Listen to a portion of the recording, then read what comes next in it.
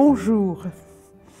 Le texte de ce jour met en confrontation deux pouvoirs, deux formes d'autorité.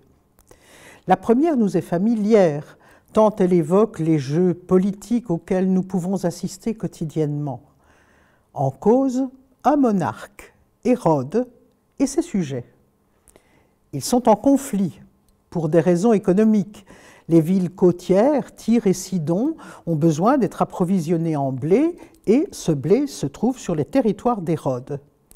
Manifestement, les choses ne se passent pas bien, puisque le texte dit qu'Hérode était furieux contre eux. Que fait-on dans ce cas-là?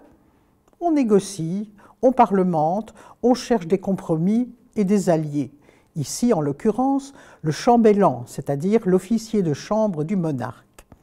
Faut-il acclamer le chef? Eh bien, on l'acclamera.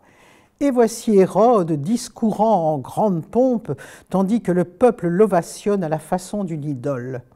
Nous connaissons cela, hélas. Mais qui met sa gloire dans son ego et son pouvoir, comme s'ils étaient immortels, finit toujours par disparaître. Et quelle image plus incisive que celle des vers qui rongent la chair. Le contraste avec le verset qui suit est saisissant. La parole de Dieu, quant à elle, croissait et se multipliait.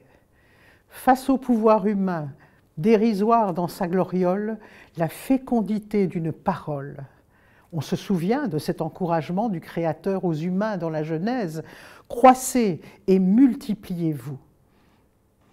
Les croyantes et les croyants qui accueillent la parole sont revêtus d'un autre pouvoir, celui de faire grandir la vie, de l'aider à combattre toute destruction.